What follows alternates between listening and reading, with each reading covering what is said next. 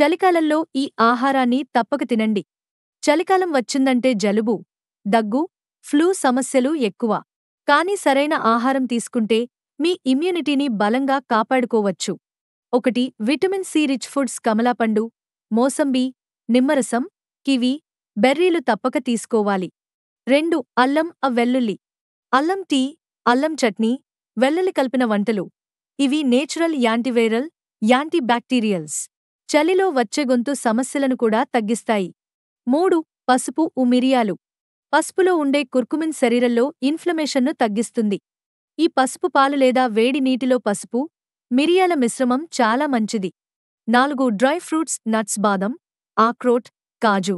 ఇవి protein, healthy fats, జింక్లో rich. 5. Multigrain millets ragi, జొన్న, సజ్జ రొట్టెలు.